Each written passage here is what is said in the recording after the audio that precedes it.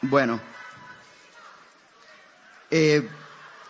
para este momento tendremos como panelista al doctor Gustavo Francisco Petro Urrego, economista de la Universidad Externado de Colombia, doctor en Nuevas Tendencias en Administración de Empresas de la Universidad de Salamanca, España, especialización en Administración Pública en la Escuela Superior de Administración Pública, especialización en Medio Ambiente y Desarrollo Poblacional de la Universidad Católica de Lovaina.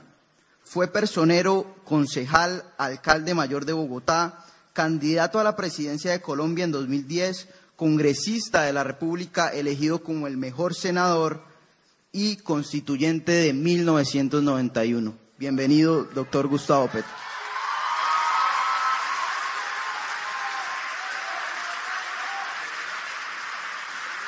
Como moderador nos acompaña el director y fundador del Instituto de Estudios Interculturales de la Pontificia Universidad Javeriana Cali, doctor Manuel Ramiro Muñoz.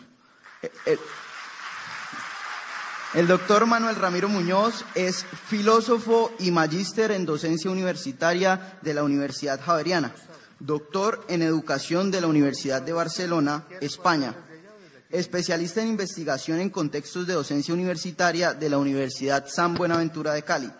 Desde hace más de 28 años acompaña a comunidades indígenas en el fortalecimiento de sus procesos formativos y organizativos. Desde hace 12 años a las comunidades afrodescendientes del Pacífico Sur de Colombia y desde hace 5 años a las comunidades campesinas. Bienvenido, doctor Manuel Ramiro Muñoz. Para este momento teníamos previsto que nos acompañara el excomisionado de paz José Noé Ríos. Desafortunadamente no pudo venir hoy al evento, así que todo el panel, todo el tiempo que estamos estipulado para este momento lo va a ocupar el doctor Gustavo Petro. Bueno, buenas tardes a todos y a todas, bienvenidos a la Universidad Javeriana, estamos muy contentos, un saludo especial a los de Democrítica, el grupo de estudiantes que ha organizado este seminario. Yo quisiera pedirle al público que con esa euforia le demos un aplauso a los estudiantes que organizaron este seminario.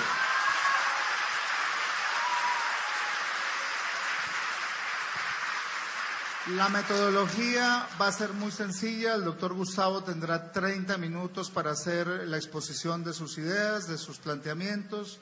Posteriormente me permitiré hacerle un par de preguntas y luego tendremos la participación del público en unas 2 rondas de preguntas para que podamos interactuar y discutir con él.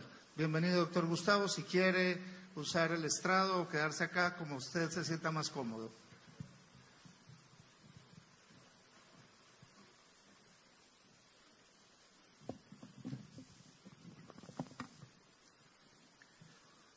Bien, buenas tardes, no sé si ya sean. Este es prácticamente mi primer evento, intervención, comunicación, después de ser alcalde de Bogotá.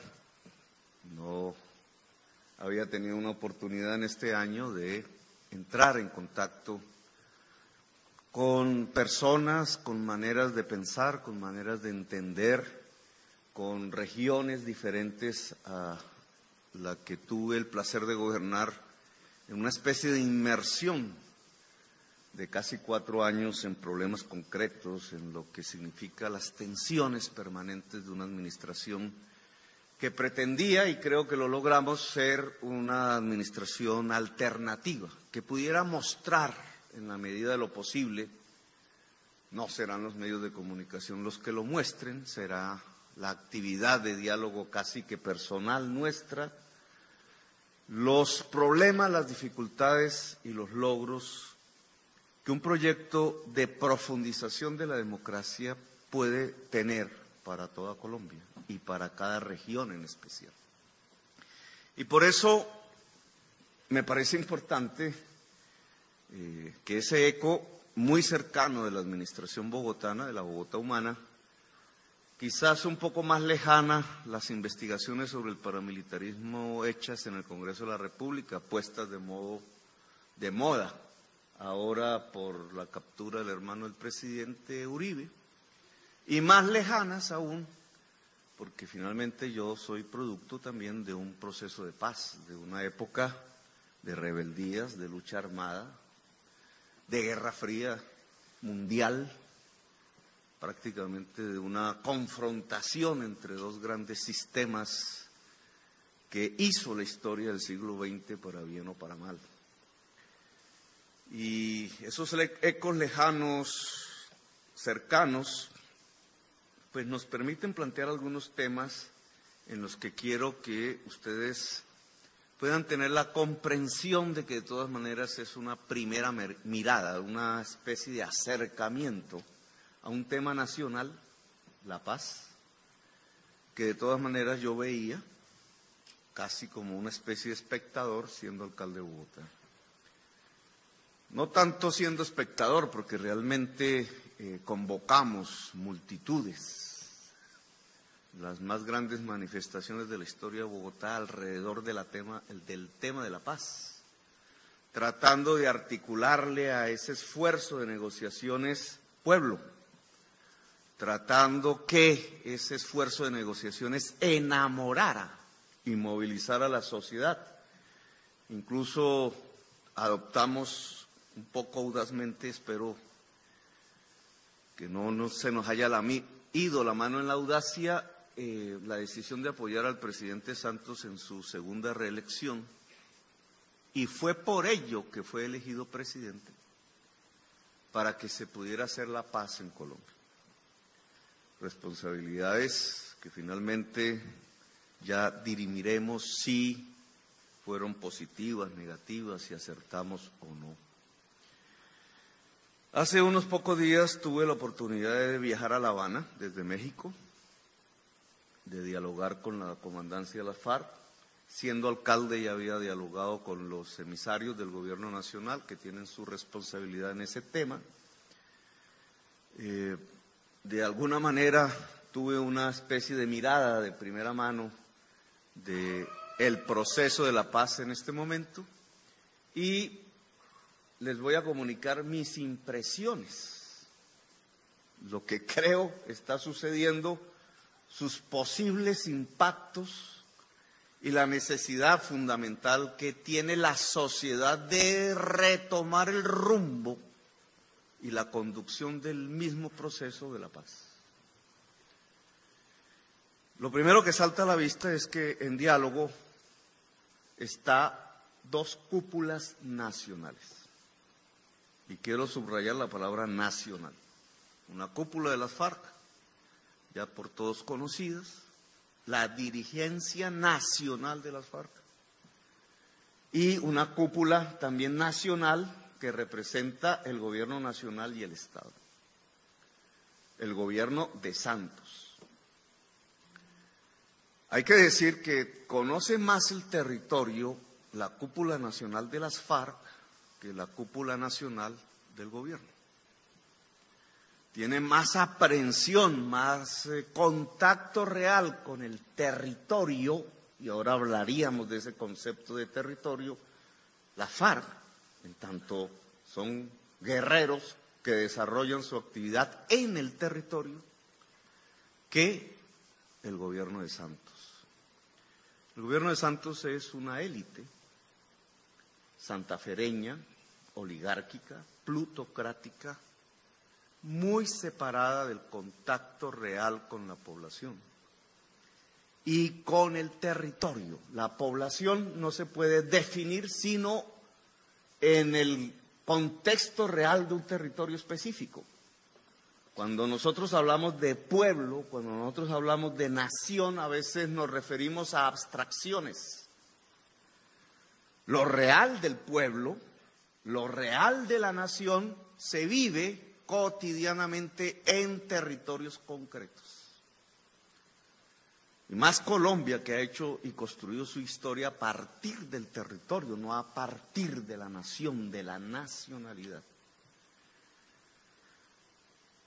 En ese mundo de diálogo entre dos élites, militares y políticas, las FARC y el gobierno nacional, hecha lejos del país, en La Habana, en un sitio que además no es cualquier sitio, es un sitio bastante aislado del mundo, en donde el gobierno ha logrado construir una especie de cerco que no le permite al conjunto de la sociedad siquiera asomarse para contemplar, por lo menos, sino que para participar en la hechura de algo que se llama un acuerdo de paz. Es un diálogo metido dentro de una campana. Sus golpes, sus aciertos, sus desaciertos, su diario transcurrir no pueden ser percibidos por los ciudadanas, las ciudadanas del común de Colombia. Esa circunstancia ha permitido dos grandes hechos en la vida política contemporánea colombiana. El primero, el ataque a la paz, que proviene abiertamente, de manera incluso un poquito más coherente, públicamente, por parte de lo que se considera, se llama el uribismo, con algunos sectores conservadores, y menos públicamente, más soterradamente, con mucha hipocresía de por medio, por sectores que hacen parte del gobierno nacional, como Cambio Radical y otros por el estilo, que dicen estar y no están. Esa crítica se construye sobre la base de la campana, de la ignorancia que sobre la sociedad colombiana se provoca al no conocer cuáles son realmente los desarrollos del proceso de paz. Y entonces, en general, la crítica uribista se construye alrededor de las pasiones de la población. Construir un proyecto político solamente sobre la pasión y no sobre la razón puede llevar a profundas equivocaciones de las sociedades. ¿Qué pasión? La FARC es mala, la FARC son los culpables de todo lo malo que ha acontecido en Colombia en las últimas décadas. El gobierno de Santos, que es traidor del gobierno de Uribe, está entregando la nación, el Estado a las FARC. Vamos camino a la construcción de una especie de chavismo a la santafereña. Ese chavismo a la santafereña va a poner presos a los opositores, ya pusieron al primero, al hermano del expresidente. La economía se va a derrumbar.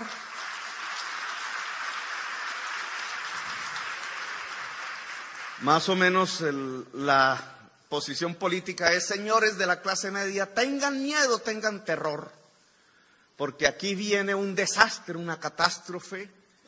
Los de las FARC van a administrar los supermercados, el Banco de la República, la emisión monetaria, la tasa de interés, la tasa de cambio. Se va a arruinar Colombia. Más o menos, palabras más, palabras menos, es un discurso efectivo. Y es efectivo porque va hacia las pasiones construidas, primero por la guerra misma, durante décadas, lo que significa el peso de una guerra y el impacto de una guerra de décadas dentro de la sociedad colombiana, los odios desatados. Y en segundo lugar, porque va dirigido a movilizar políticamente, en primerísimo lugar, la clase media colombiana contra la paz. No aparece la razón detrás, aparece la sin razón, aparece la pasión como único organizador de ese tipo de proyecto político, porque Si se moviliza la población contra la paz, ¿qué es lo que tendría Colombia? Más guerra. Y más guerra no es que allá en la vereda de no sé qué, o el corregimiento del Conejo, o en San Vicente del Caguán, soldados y policías y guerrilleros se siguen matando entre sí. Anónimamente muchísimas veces. No. La guerra en Colombia ha tenido una serie de episodios dramáticos que, además de los combates cotidianos en lugares recónditos del país, montañas, trochas, veredas, selvas, páramos, tiene que ver con episodios que han destruido la posibilidad misma de construir una nación. La destrucción del campesinado como sujeto social. ¿Hay ciudadanos campesinos en Colombia? ¿Tienen representación en el Congreso? ¿Qué ha sido del campesinado de Colombia, el que produce los alimentos? ¿Dónde están? ¿Han sido las víctimas? ¿Sobre ellos se ha ejercido un genocidio? El genocidio ha impedido brutalmente su organización, y si una ciudadanía no tiene organización, no tiene ciudadanía, derechos políticos. No solamente ha acontecido que una parte fundamental de la sociedad colombiana se ha quedado sin ciudadanía, sino que la guerra misma ha visto aparecer aparatos y episodios que han destruido la nacionalidad, como el genocidio de la Unión Patriótica, como la imposibilidad que aparezca en el espectro político el arcoíris de diversas posiciones, como que las élites regionales, tratando de defenderse de la guerra, construyeron algo peor, los ejércitos privados que terminaron siendo del narcotráfico, y construyeron un territorio violento, violencia que sumada una tras otra solo se puede definir bajo una palabra: el genocidio, el Auschwitz colombiano.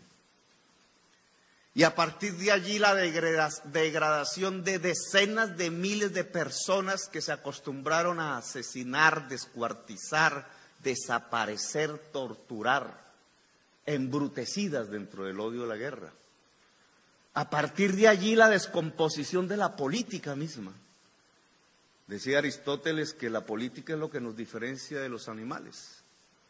Si se descompone la política, se descompone lo específicamente humano, lo que nos separa de la animalidad, e incluso nos lleva a algo peor que la animalidad, que es la barbarie.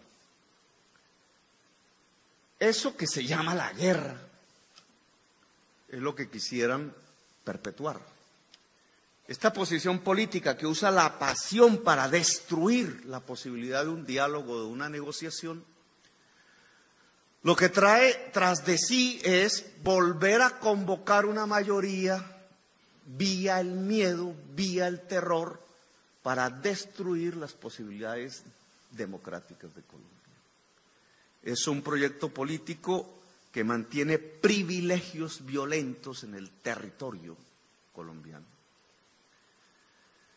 Es una crítica que tiende a ser efectiva porque hay una campana que aísla a la sociedad colombiana de lo que se llama una negociación de paz. Desde otro punto de vista, de quienes están dentro de la campana, uno podría observar dos posiciones diferentes. Unas FARC que han decidido dejar la guerra, pero que saben que tienen una inmensa impotencia en convocar a la sociedad colombiana. Que el resultado de esa guerra de décadas los ha incapacitado profundamente para ser una alternativa de poder nacional. Y por otra parte, un gobierno nacional en problemas. El presidente Santos, aún hoy, mantiene la tesis de la paz barata. Lo que él esgrimía con mucho orgullo en los clubes privados,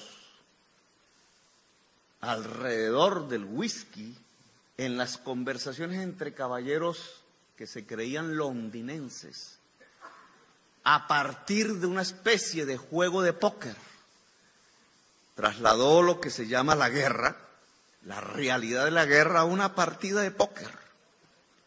¿Cómo derroto a las FARC políticamente de tal manera que dejen de ser guerrilla y a nosotros no nos pase nada? Es decir, que podamos seguir tomando whisky en el club, jugando póker y echando chistes. ¿Cómo el país sigue siendo lo mismo, con sus estructuras, sus modelos de pseudo desarrollo, de concentración y acumulación de la riqueza, incluso cómo esa acumulación de la riqueza puede aumentar más si se convocan inversionistas extranjeros a llenar aún más las arcas? ¿Cómo se puede posibilitar una acumulación de riqueza aún mayor sin cambiar ninguna estructura política de poder ni de privilegios? Mientras un rival político-militar como las FARC de décadas, más viejo que todos nosotros aquí, se deshace, cae en una especie de trampa. Primero se desarman y después los espera Vargas Lleras en el gobierno nacional. Esa es más o menos la posición del gobierno nacional. Cómoda porque en la campana que ha puesto sobre el proceso de paz le permite jugar allá adentro, incluso al póker con los comandantes guerrilleros. Ustedes hacen esta jugada, yo les respondo así. Ustedes hacen esta otra jugada, yo les respondo así. Sin que exista un protagonista que es central en cualquier negociación de paz: la población. La población no es las fuerzas vivas gremiales del país, no es FENALCO, no es FEDEGAN, no es la ANDI, no es Camacol. La población son 45 millones de colombianos y colombianas que dependemos para nuestro buen o mal vivir de lo que allí se está negociando. La campana no nos deja ni siquiera golpearla para saber qué puede pasar allí alrededor de lo que cada ciudadano o cada ciudadana aspiraría a que sucediera. La campana, por tanto, encierra una negociación de la que de vez en vez, a través de comunicados públicos suculentos para los medios de comunicación que llenan sus noticias con ellos, se presenta como una especie de negociación técnica de la desmovilización militar. De hecho, los comandantes guerrilleros, siendo también militares, ven con muy buenos ojos cómo al otro lado de la mesa hay militares. Un militar siempre se entenderá mejor con otro militar. Dos militares, así sean enemigos de siempre, terminarán siempre envejecidos en una misma mesa, con lazos de amistad construidos, incluso narrándose las anécdotas de lo que significó la guerra en la que participaron. Entre los militares, que son los enemigos en la guerra, una vez se acaba la guerra, se acaba completamente la enemistad. El guerrillero, obsesionado con saber si el cabo que está al frente de la trinchera o el capitán o el mayor no lo va a matar, o viceversa, si el mayor al otro lado de la trinchera va a pensar que el comandante, que allá tendrá un otro tipo de grado militar, no lo va a asesinar, ambos van a descubrir que al cabo de unas cuantas semanas después de firmado un acuerdo de paz, ese conjunto nebuloso de prevenciones se esfuma, desaparece. Veremos cómo los guerrilleros terminan tomando cerveza con los soldados, jugando fútbol, y los veremos incluso en el tiempo haciendo cofradías. Tanto el militar como el guerrillero entenderán que la guerra no fue producto de quienes tenían uniforme, sino de quienes no lo tenían. Que la guerra le hicieron los políticos. Que los políticos al final deciden si se acaba o continúa la guerra, no los militares, no los guerreros. Y que el guerrillero que deje las armas terminará siendo muerto no por los militares, que eran sus enemigos, sino por los políticos. La guerra adquirirá la dimensión política que tiene y por tanto un proceso de paz debe, si es serio, asumir la necesidad política de la discusión, del debate, de la participación de la ciudadanía. Y me explico.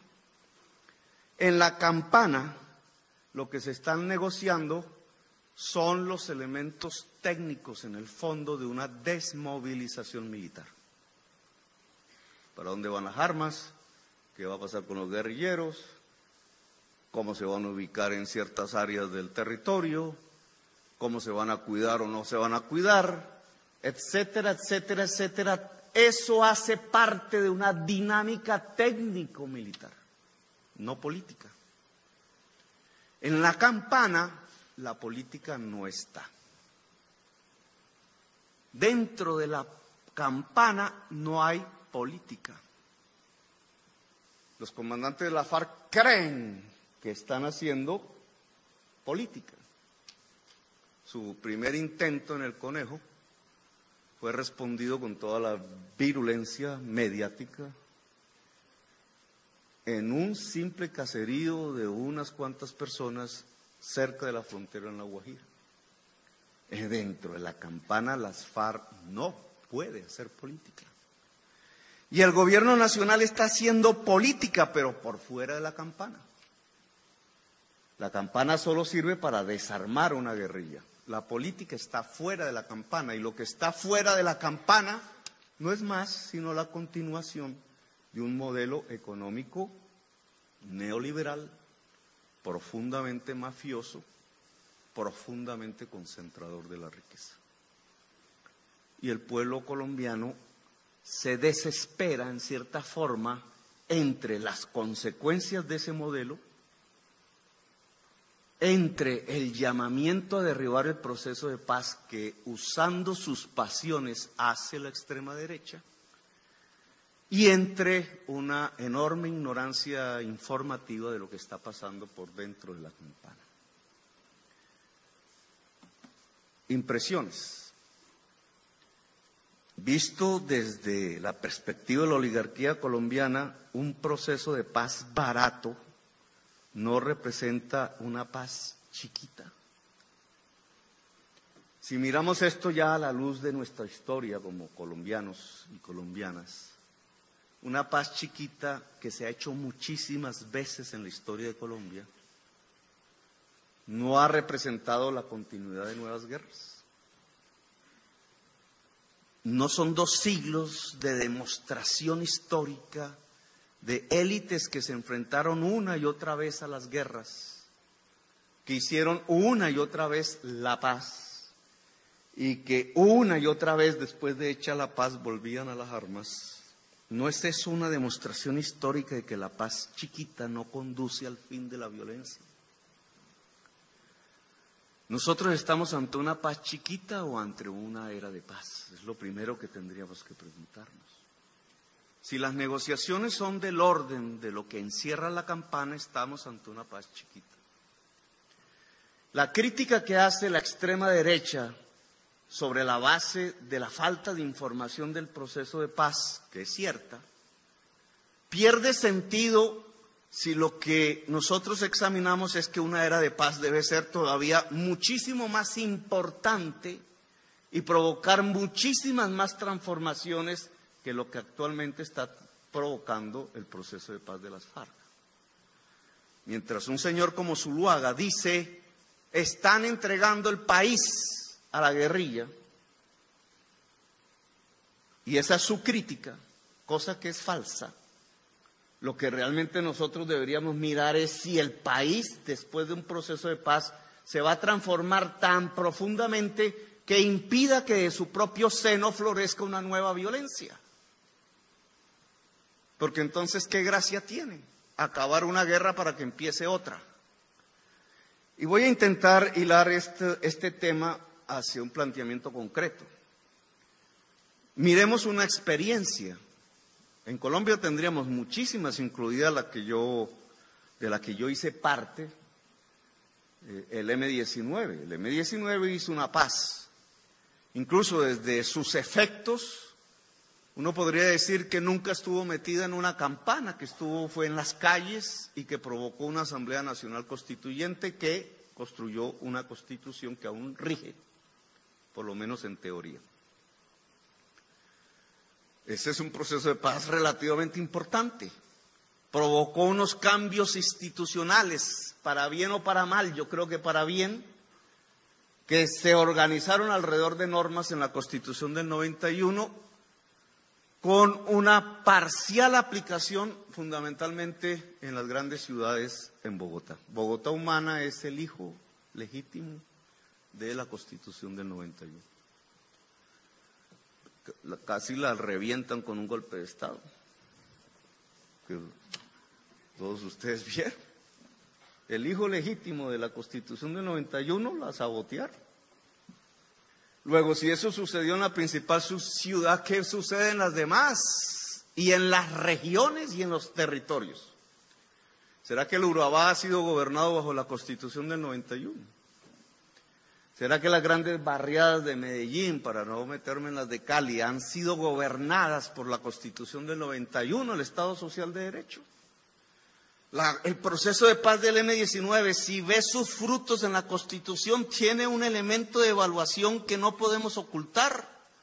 La Constitución del 91 inmediatamente quiso ser aplicada, levantó las élites regionales aliadas al narcotráfico y configuró la construcción de formidables ejércitos privados del narcotráfico que hundieron en sangre los principios de la Constitución. ¿O quién puede decir que la masacre de La Negra o del Salado o de Pichilí, etcétera, son aplicaciones de la Constitución? Lo que vivieron esos territorios en concretos es una dictadura mafiosa totalitaria. La palabra democracia no es sino una mentira aplicada en el régimen político real que vivieron esos territorios. 200.000 campesinos asesinados, decenas de miles en fosas comunes que aún ni siquiera se han descubierto, 50.000 desaparecidos. Ahí están, ya creo que recientemente encontrándolos en los cementerios, como NNs. La palabra NN es noche y niebla, la palabra en alemán que significó la noche en que los nazis asesinaron miles de opositores políticos, socialistas, comunistas, judíos, etc. NNs, noche y niebla. Esa era la Constitución del 91. ¿Qué provocó el proceso de paz del M-19? Una ilusión, una aplicación parcial en el territorio nacional de democracia, pero lo que siguió fue una guerra más brutal que la que había vivido el M-19. Solo por poner un ejemplo concreto y reciente. Pero si nos vamos hacia El Salvador, que hablaba yo hace un momento, es un proceso de paz mucho más formidable que el del M-19. El Frente Farabundo Martí, a punto de tomarse el poder después de la Revolución Sandinista, llegó a San Salvador, tomó parte de la ciudad capital. Y el Estado en manos de una extrema derecha que decidieron negociar, y negociaron un proceso de paz tan importante que creó tales condiciones de estabilidad después de tipo político que los mismos guerrilleros del Frente Farabundo Martí hoy gobiernan El Salvador. Que esto no lo oiga Zuluaga, porque entonces va a decir que ahí sí es cierto que un proceso de paz termina entregándole a la guerrilla el poder. Formidable desde ese punto de vista. El señor Sánchez, presidente de la República de Salvador, era comandante guerrillero del Frente Farabundo y fue elegido en un partido político que se llama Frente Farabundo Martí para la Liberación Nacional. Sin embargo, si ustedes miran las estadísticas de las 50 ciudades más violentas del mundo, San Salvador, la capital del Salvador, es la tercera o cuarta más violenta del mundo. ¿Qué pasó? ¿Cómo así que es un proceso de paz de los mejores que se puedan construir en la historia mundial reciente, similar al de Sudáfrica? Pero la violencia, ese hecho en donde unos seres humanos matan a otros seres humanos, en lugar de disminuir, ha cobrado tal fortaleza que es mayor que incluso la violencia que se vivía en la época de la guerra. Ese episodio, si no queremos analizar el del M-19, la Constitución y después el auge del paramilitarismo en Colombia, podríamos verlo como un referente. Ese proceso de paz generó una era de paz en El Salvador. Ni los comandantes guerrilleros de ese entonces, ni el gobierno de El Salvador de ese entonces, ni los norteamericanos de ese entonces que asesoraban la negociación, sabían que Colombia iba a tener un impacto después de la paz.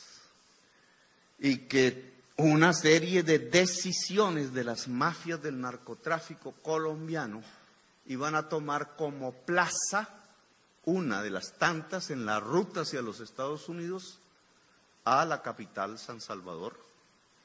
Y que San Salvador no se iba a llenar solamente después de la paz de bancos colombianos. Allá está Luis Carlos Sarmiento, allá está el sindicato antioqueño. La mitad de la economía de El Salvador la maneja la oligarquía colombiana, no los gringos.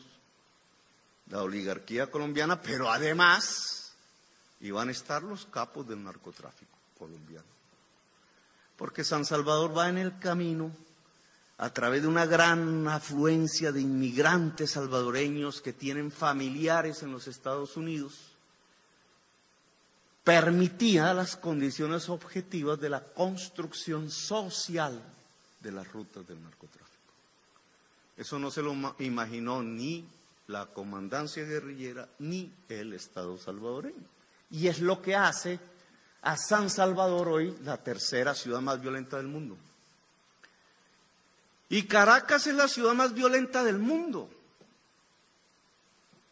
Después de una distribución social de la riqueza petrolera en las barriadas de Caracas, para quienes sustentamos la tesis de que la violencia disminuye si hay inclusión social, en un caso que deberíamos estudiar más profundamente, incluso desde la universidad, pues resulta ser que a pesar de esa oleada inmensa a través de la burbuja de crecimiento de precios de petróleo dentro de la población venezolana, al punto que incluso un ventilador sobre la base del buen vivir vale $1, subsidiado por la riqueza petrolera. Sin embargo, Caracas es la ciudad más violenta del mundo. ¿Por qué? Porque el aparato de distribución de la riqueza no mitiga la construcción de una ruta social del narcotráfico que pasa desde Colombia por Caracas hacia el Mar Caribe. Y así podríamos hablar de más casos. Y aunque aquí nos abocamos hacia el tema del narcotráfico, bien podemos ponerlo como uno de los instrumentos del análisis de lo que está por venir. Si el presidente Santos sigue pensando que lo que hay que hacer es una negociación barata, temeroso él de hacer él mismo las reformas que la nación colombiana, no las FARC, la nación colombiana requiere, y temeroso de la acusación que como una especie de pesadilla va y vuelve en su cabeza, que le hace Uribe llamándolo traidor. Él siente como un remordimiento de conciencia, porque hizo parte de ello, de Uribe, fue su ministro de Hacienda y después de Defensa. Gracias a Uribe se volvió presidente por primera vez, y Uribe le dice traidor. Y él quisiera que no le dijeran traidor. Él quisiera acompasarse con aquellos que le llaman traidor. Y entonces les dice, oiga, pero ustedes ¿por qué me llaman traidor y por qué dicen que le estamos entregando el Estado a la guerrilla, si yo no estoy haciendo eso? Mire, los estoy conduciendo a una derrota. Esos mamertos no saben hacer política. ¿Quién va a votar por esos mamertos? No sean bobos, señor Uribe, los estoy desarmando sin que nada pase en Colombia. Una posición, en cierta forma, bueno, hay una palabra que lo expresa, que ahora no lo recuerdo, pero que lo que muestra es una especie de sentimiento de culpa, porque abandonando la posición uribista antipaz, decidió hacer un diálogo con la guerrilla y por ello le llaman traidor. Y su respuesta no es más sino hagamos una paz barata. Si se va a hacer una paz barata, comenzará una era de paz en Colombia. El episodio reciente del M-19 y el extranjero de El Salvador podría decirnos que no, y que por tanto las consecuencias podrían ser más peligrosas incluso de lo que estamos tratando de desactivar en la guerra de 60 años. Ahora estuve en Caracas, allá me pilló Blue, entonces dijo que estaba en la reunión con el Partido Socialista Unificado de Venezuela, estaba con el alcalde de Caracas, un tanto dialogando alrededor de por qué Caracas se ha vuelto la ciudad más violenta del mundo y por qué Bogotá pudo reducir y salir de la violencia. Tema interesante de contrastar, qué es lo que allá no funciona, que aquí en Bogotá sí funcionó, etcétera. Pero ellos me expusieron algo que realmente no lo había pensado y me quedó sonando. Nosotros estamos, dijeron ellos, pensando que el proceso de paz con las FARC en Colombia va a atraer a miles de combatientes que saben hacer la guerra hacia los pueblos fronterizos en primer lugar y hacia Caracas en segundo lugar, gente que sabe hacer la guerra. Y lo ven con preocupación. ¿Quién dijera? Eso Zuluaga no se lo había imaginado. O Uribe, ¿quién dijera? Es decir, que desde el lado castrochavista, como llaman, la mirada que tienen es de preocupación, no porque no quieran que se haga la paz en Colombia, sino porque prevén que miles de combatientes sin oportunidades en el país colombiano terminarían fluyendo hacia Venezuela, no a ingresar a estructuras políticas, sino a ingresar a las estructuras clandestinas delincuenciales que han convertido a Caracas y otras ciudades de Venezuela como las ciudades más violentas del mundo. Porque es que una persona que sabe hacer la guerra, y en esto es igual el guerrillero que el soldado, que sabe hacer la guerra, cuando sale de ese contexto específico de la guerra, de los uniformes, de las siglas, de la disciplina que le impone sus respectivas organizaciones y va hacia un escenario con otros contextos, puede perfectamente convertirse en el agente que hace saltar la violencia en otros lugares del mundo. La preocupación venezolana es válida. Si ya Caracas es violenta, la más violenta del mundo, pero todavía se matan a punta de pistola, ¿qué pasa si llegan los hombres y las mujeres que saben usar fusiles, RPG, granadas, morteros, que saben controlar un territorio, que saben disponer matemáticamente las personas en un barrio para que el barrio no sea tomado? ¿Qué pasa si eso se pone al servicio de lo que allí está, el narcotráfico? ¿Cuál va a ser la magnitud de la violencia nueva en esos nuevos contextos? Y si lo piensan los venezolanos, ¿por qué los caleños no podrían pensarlo?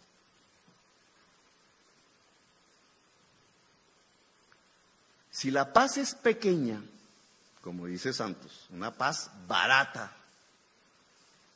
y ahora voy a tratar de, si tengo el tiempo, de explicar qué significa eso de lo barato. Si la paz es barata, es decir, sin sustancia, no cambia las realidades del país. No las realidades de la FARC que se las va a cambiar. Van a dejar de ser un ejército. Y van a cambiar las realidades del ejército también. Pues van a dejar de estar en una guerra. Pero las realidades del país, que es mucho más complejo y diverso que la FARC y el ejército, no van a variar. Entonces estamos en una paz barata. ¿Y esa paz barata qué implicará para Cali? Que es a donde supongo estos eventos deben aterrizar, porque al final no estamos haciendo aquí un ejercicio de abstracción, sino al contrario, de concreción. La paz es abstracta. ¿Qué significa la paz en Cali? Cali ya es una de las ciudades más violentas del mundo. ¿Por qué? Sería tema como de otro seminario, ¿cierto? De estudiar por qué Cali, a diferencia, qué es lo que sucede en nuestras ciudades. Pero siendo Cali y Palmira, el área más violenta, quizás del país, no estoy muy seguro, pero en las 50 ciudades aparecen las famosas tablas esas que hacen los mexicanos, que ya los mexicanos tienen varias ciudades en ese listado, y hay varias ciudades gringas ahí. Es el mapa del narcotráfico, lo que aparece en las 50 grandes ciudades con más alta tasa de homicidios. Ese mapa del narcotráfico que pone esta región en una situación de violencia, ¿qué le va a pasar si hay paz entre la FARC y el Estado? Una paz barata. Uno podría echar una retórica, un discurso, ¿cierto? Y decir, las oportunidades de Cali van a florecer porque va a haber paz en el territorio colombiano. Cualquiera que mire el caso de El Salvador o el que sucedió después del M-19 puede ponerlo en duda.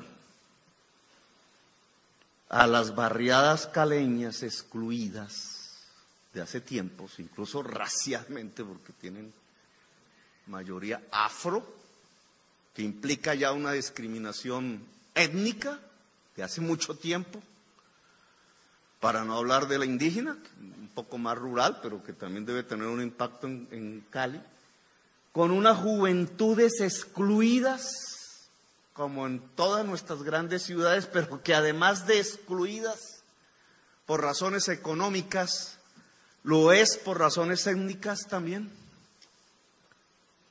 sin mayor posibilidad económica, de absorción económica, como la ha tenido Bogotá, hay que decirlo, más capacidad de absorción económica por su tamaño, por varias razones históricas, por un proceso de industrialización quizás más profundo. Aquí la economía caleña quedó enclavada en una tenencia de la tierra absurdamente concentrada y dedicada a un monocultivo que se volvió uno de los causantes del cambio climático, el caña de azúcar para el etanol. Es decir, una especie de economía en contravía de la nueva realidad humana. Y en ese enclave las posibilidades económicas de crecimiento pues no han sido lo suficiente y han dejado un mundo excluido. Y ese mundo excluido fundamentalmente es también un mundo juvenil excluido y al mismo tiempo es un mundo juvenil excluido afro. En ese contexto territorial concreto, y no me voy a darlas aquí de experto en el territorio porque ustedes lo son más, pero simplemente percibo. ¿Qué pasa si miles de hombres y mujeres que hayan sido de la FARC, que hayan sido del ELN o que hayan sido soldados que ahora son cesantes, llegan, se combinan allí en ese mundo de las juventudes excluidas? Ellos también excluidos, pero con una diferencia: saben hacer la guerra, saben comprar los fusiles, saben desarmarlos, saben limpiarlos, saben utilizarlos, saben la teoría fundamental del arte de la guerra. ¿Qué pasa si se articula el mundo de la exclusión? Que lo barato sale caro, como diría mi mamá, y que la frase del presidente Santos es absurdamente irresponsable, porque puede llevar a un deseo que todos tenemos, a una necesidad que es más que el deseo de acabar una guerra, hacia abrir los episodios de una peor violencia, como ha ocurrido en San Salvador. Cali podría ser más violenta después del proceso de paz. Y el tronar de las pistolas en los barrios populares de Medellín o de Cali o de Soacha o de Usme o de Ciudad Bolívar, Bogotá, podría transformarse en el tronar de los fusiles. Y como ha sucedido en algunos lugares del mundo, ya no sería la policía la que podría entrar, sino el ejército. Cuando el ejército entra en combate en un barrio popular, lo que hay es muertos. Porque un soldado es entrenado para usar su arma para dar de baja. Mientras que un policía a veces es entrenado para no usar el arma. El policía profesional sabe, sabe que en una ciudad de cantidades de gente, él tiene que tener la capacidad, en el peor de los momentos, de no usar el arma. Es la diferencia. Por eso la policía tiene una función ciudadana mayor que el ejército. Si el ejército le enseñan al soldado a no usar el arma, está muerto. Son connotaciones diferentes. Pero si la delincuencia termina potenciada militarmente por un proceso de paz barato, la policía se vuelve incapaz. Y cosas como las que se han vivido en Medellín, en la Comuna 13, o en barrios de varias ciudades brasileñas, o en San Salvador, o incluso ya en varias ciudades norteamericanas, o en Acapulco, para poner un ejemplo famoso. Acapulco, la cuarta ciudad más violenta del mundo, cuando era el sitio del jet set del siglo XX. El Shah de Irán y Madonna se bañaban en la bahía de Acapulco, y ahora Acapulco es la cuarta ciudad más violenta del mundo. ¿Por qué? Porque está la bahía. De esa bahía se sale a Los Ángeles rapidísimo. El narcotráfico cogió a Acapulco como su plataforma mexicana de exportación de drogas marítimas, no por la frontera, y Acapulco es la cuarta ciudad más violenta del mundo. Este planteamiento, ¿a qué lleva? A que no se puede mirar un proceso de paz que inaugure una era de paz sin mirar el territorio. Y en el territorio los protagonistas no necesariamente son, y generalmente no son, ni las FARC ni el gobierno nacional. Es decir, los actores dentro de la actual campana de La Habana. En el territorio vive la población. Yo vengo de un territorio concreto que me tocó gobernar, Bogotá. No la Bogotá abstracta, escenario del poder nacional, la Bogotá del territorio bogotano. Cosas aprendimos en esos 4 años de la Bogotá humana. En ese territorio aprendimos cosas.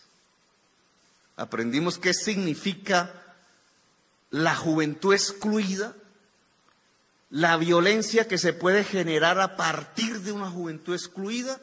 Yo fui testigo en el día del paro agrario, por la noche, cuando ya los estudiantes se habían ido para su casa y el ESMAD se había ido a irse a las veredas donde estaban los campesinos bloqueando carreteras. Cómo miles de jóvenes armados salieron en el municipio de Soacha, contiguo a Bogotá, y se tomaron el municipio. A mí me tocó sacar el alcalde con una comisión de chaquetas de la Bogotá humana porque nadie más podía entrar. La policía salió del municipio de Soacha. Y solamente la entrada del ejército restableció lo que llaman el orden. Los heridos en los hospitales del municipio de Soacha eran heridos con tiros de fusil. Y no había guerrilla. O si lo había, no tenía esa capacidad. ¿De dónde salió ese mundo? Que se tomó el municipio de Soacha el 29 de agosto del año 2014. Y lo viví en Bogotá, en Suba y en Engativá. Acorralaron, quemaron las estaciones de policía. ¿De dónde sale ese mundo? Ese mundo sale de la juventud excluida. Ese mundo en París, esa juventud excluida, son árabes. Y mire lo que han hecho.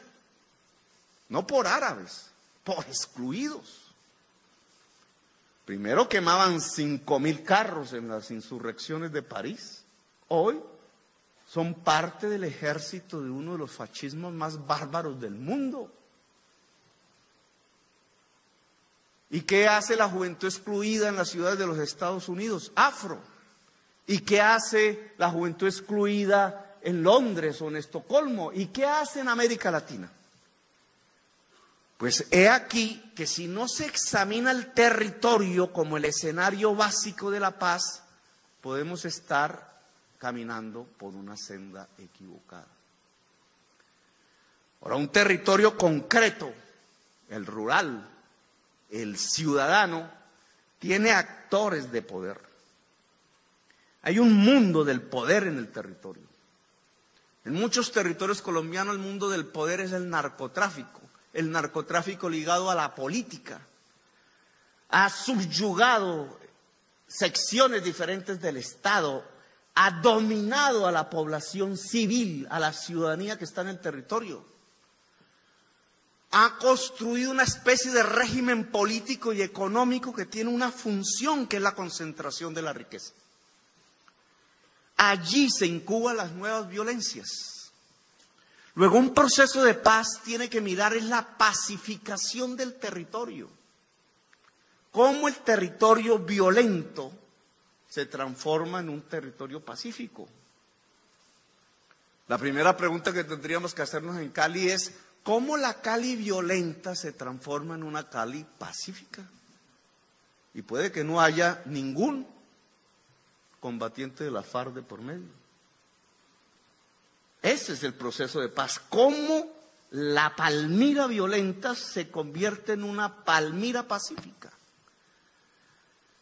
Cualquiera que se meta en ese análisis en cualquier territorio de Colombia dirá: aquí hay unos actores del poder que generan violencia, que para que generaran paz tendría por lo menos que implicar una paz. La pacificación del territorio colombiano tendría que implicar una democratización del territorio colombiano. Y una democratización del territorio colombiano es un traspaso del poder, pero no del poder del mafioso y del narcotraficante al comandante de las FARC, sino del poder del mafioso, del narcotraficante, de la multinacional en muchos otros territorios, del oligopolio económico en muchos otros territorios hacia la ciudadanía, en toda su diversidad. Eso se llama una democratización. Puede que no aparezca la FARC de por medio. Y esa democratización tiene que ser sustentada por el Estado.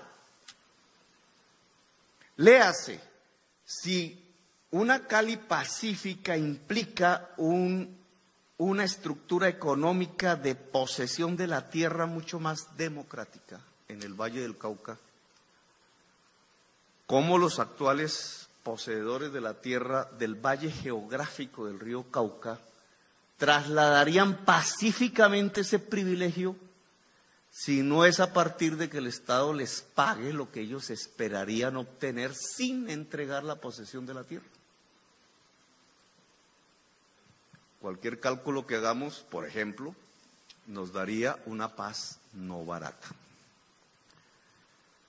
Si el Estado financia la transformación del territorio de lo violento a lo pacífico, el diálogo social en el territorio hacia la paz es posible. Pero el diálogo social en el territorio hacia la paz no es el diálogo en La Habana, no está dentro de una campana. Los actores no son los que están dentro de la campana, los actores son la mismísima sociedad colombiana. De aquí que la pertinencia, y lo dejo como conclusión porque ya me he extendido bastante, la pertinencia de una constituyente, que a diferencia de la constituyente del 91 que pensó el país nacionalmente, lo piense también territorialmente en la perspectiva de diálogos con poder vinculante de democratización del territorio en Colombia, podría quizás sentarnos las bases, independientemente de la negociación técnico-militar que hay en La Habana, de una era de paz, de un verdadero proceso de paz, de una transformación real de las condiciones de la vida cotidiana en el territorio colombiano que nos permita pensar que no vamos a abrir un nuevo escenario de la guerra o otra guerra, sino que vamos a abrir el escenario de la construcción, quizás por primera vez, de una nación colombiana en toda su diversidad. Muy amables, gracias.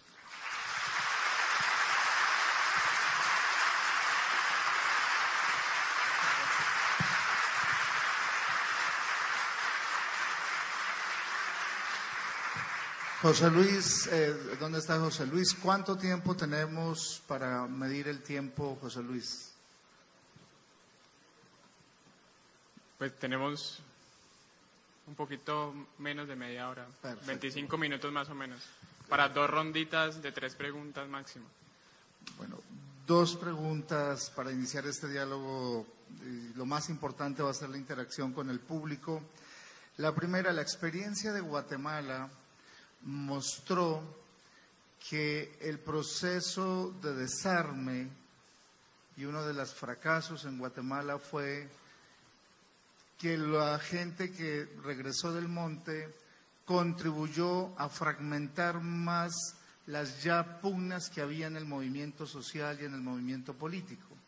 Y finalmente, la posibilidad que se dio en El Salvador de que el FMLN se mantuviera unido y siguiera trabajando política y socialmente, ya no con armas, sino a través de la vía política, pudiera en algún momento tener opción de que ese sector político y social tuviera opción en el poder.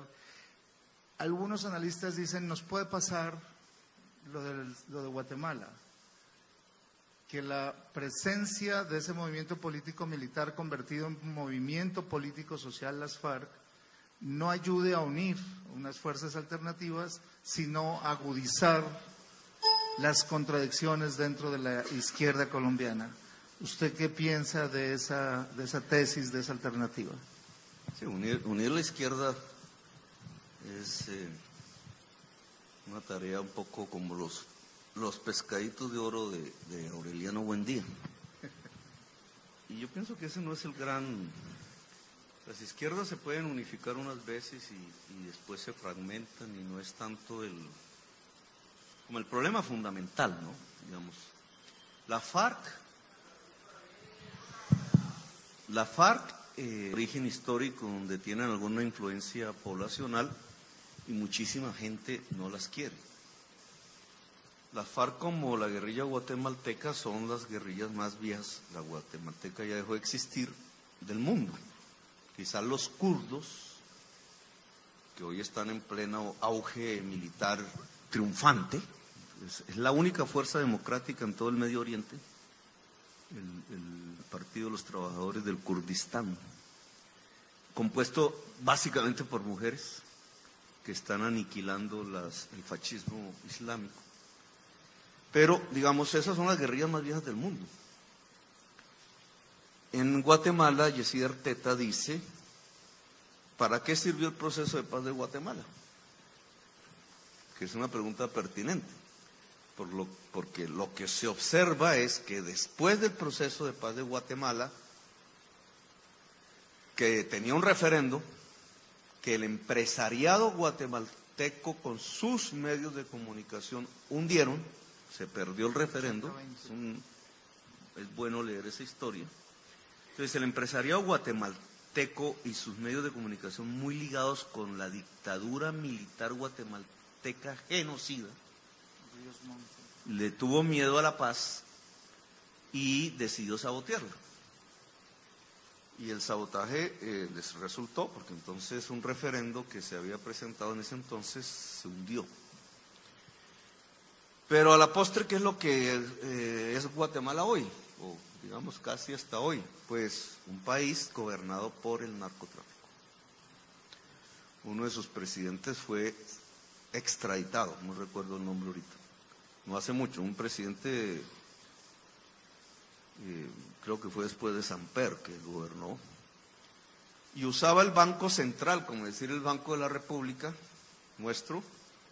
Por las noches entraban los camiones con dólares y salían con moneda guatemalteca. Es el lavado de dólares más eficaz del mundo, porque usaban el mismísimo Banco Central del Estado guatemalteco. Al señor creo que es Portillo, yo no me acuerdo cómo se llama, lo extraditaron. Y está preso en los Estados Unidos. Y a partir de ahí, el Estado guatemalteco es un Estado fallido. Y recientemente pues hubo toda una oleada de movilización que ya puede abrir otro escenario, no sabemos, no lo califiquemos, pero digamos hasta hace muy poco Guatemala quedó en manos del narcotráfico. Entonces el proceso de paz sirvió para nada,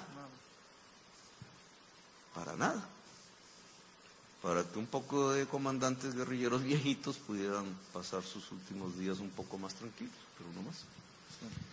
Y el efecto, y aquí no se trata de ver cómo unas personas pasan a una buena pensión, sino cómo un país sale de una situación de crisis. Guatemala es un ejemplo práctico de fracaso en una negociación por pensar que la paz es barata. Y es un poco el sustento que yo quiero defender en este tema. Por esa idea mezquina de que no se puede ceder, de que no sé qué, de que no hay que hacer las reformas, de que primero gánense las elecciones y después sí hacemos la reforma agraria, cosas de esas. Pensemos la democracia después, no ahora. Pues en ese tipo de mentalidad mezquina en la que cayeron los guatemaltecos, incluidos los comandantes guerrilleros de Guatemala, que como usted menciona, pues se dedicaron fue a pelear entre ellos, pues en general el país entró en una crisis de la cual realmente todavía no ha salido, una crisis ética, moral, de autodestrucción profunda, con indicadores de violencia altísimos, porque entre esas ciudades más violentas del mundo están también las de Guatemala. Trayéndolo hacia Colombia, podría suceder lo mismo. Es decir, la mentalidad de una paz barata nos puede ser costosísima en términos de democracia, porque nosotros no estamos desactivando las condiciones que han hecho que los poderes mafiosos sean los verdaderos poderes en el territorio colombiano. Doctor Petro, la tesis central suya al final es, para que no haya una paz barata, lo que se debería hacer es reconstruir y generar unas nuevas condiciones para fortalecer la democracia, la inclusión social, y la vía es una Asamblea Nacional Constituyente. Las condiciones de posibilidad de que de La Habana salga ese acuerdo, Rodrigo Prime ha dicho que se necesita por lo menos 1 año y medio, 2 años para poder convocar esa asamblea, y el proceso de paz no daría tiempo de que se prolongue o que tengamos más tiempo. ¿Cómo ve las condiciones de posibilidad técnicas, llamémoslo así, dentro de la campana, para que el país después del proceso de paz pueda, por ejemplo, llegar a plantear de que la salida sería convocar una Asamblea Nacional. Sí, pero me parece que son temas, digamos, de tejer la puntada fina. La constituyente del 91 se dio después de la desmovilización del M-19. Y el EPL, que creo que fue ayer que festejó entregó las armas a la Asamblea Nacional Constituyente. Ahora, por ejemplo, hay una gran discusión en si las armas se entregan o se dejan. Eso se llama técnica militar. Claro, hay una connotación política. Cuando un guerrillero, si le entrega el arma a un militar, se está rindiendo. Eso es una connotación política. Pero si el guerrillero coge el arma y él mismo la derrite, entonces, que es lo que se llama dejar el arma, entonces no se está rindiendo. En la práctica es lo mismo. Las armas del M-19 son un poco de triángulos de metal pesadísimos que Navarro no sabe qué hacer con eso. Cada vez que hace trasteo en su casa tiene que contratar una tractomula para poder cargar con el peso. Eso es todo. Y las del EPL son un monumento, creo que están en Medellín. Y el M-19 las dejó en manos de la Internacional Socialista, que eso sí son un poco de mamertos hoy. Un general suizo fue el responsable, recuerdo yo, general suizo, responsable de darle y se fundieron y son esos pedazos de triángulos de metal oxidado. Y las del EPL las entregó el EPL a la Asamblea Constituyente, que es algo bonito, digamos, porque le dio un poder a la Constituyente y varios de sus miembros fueron constituyentes. Entonces, hoy es un monumento en Medellín. Yo digo que eso es lo que se llama una negociación técnico-militar. Al final es lo más fácil de llegar a un acuerdo, qué se hace con las armas, etcétera, cómo se funden, en dónde, quién se encarga de la fundición. Entonces tienen que estar los generales del ejército colombiano, no tienen que estar los generales. Al final, si se funden las armas es lo mismo, dejaron de ser armas. El tema fundamental es el político. Y obviamente hace parte un poco de la discusión que he presentado aquí. Habría otras preguntas, pero creo que es muy importante que vamos a hacer una ronda de 3, si les parece. Comenzamos acá. Acá en el segundo piso tengo 2 personas para preguntar, acá arriba. Perfecto. Entonces, 3 preguntas. Comenzamos. ¿Quién está entregando los micrófonos? Y perdónenme, ¿dónde están? Eso. Entonces, aquí la niña.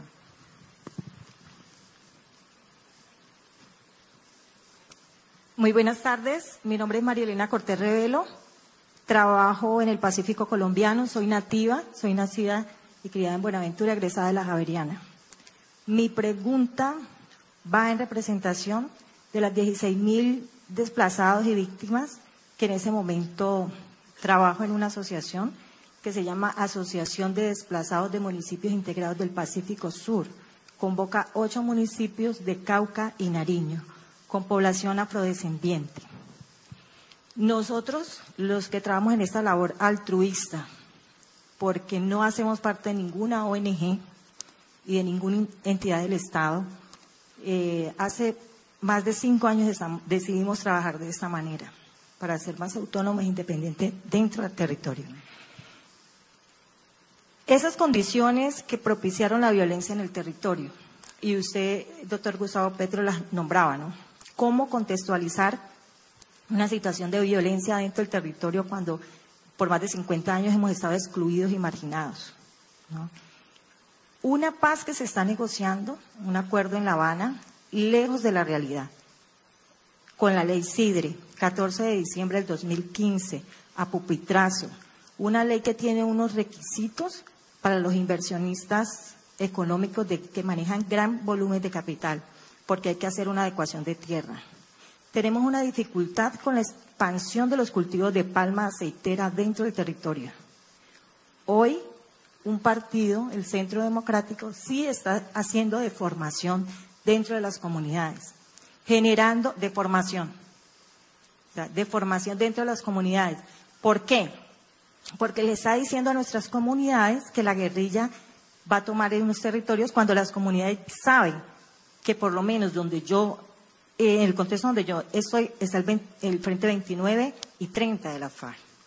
Esos escenarios y esos territorios de paz. ¿En dónde es ese territorio? ¿Cuál es? Timbiquí, López, Guapi, Olaya Herrera, el Charco Nariño, Iscuandé, Mosquera y La Tola. Esos son los 8 municipios donde yo mantengo. Entonces, 1, la ley Sidre versus la producción tradicional y ancestral de los pueblos. Estoy hablando de agricultura con lo agroindustrial. El otro tema es que sí se está haciendo resistencia dentro de los territorios. No queremos hacer parte de los cordones de miseria, ni de Cali, ni de Pasto, ni mucho menos de Popayán. Pero sí está la oligarquía caleña, la oligarquía pastusa y la payanesa apropiada siendo intermediario de la paz en nuestros territorios.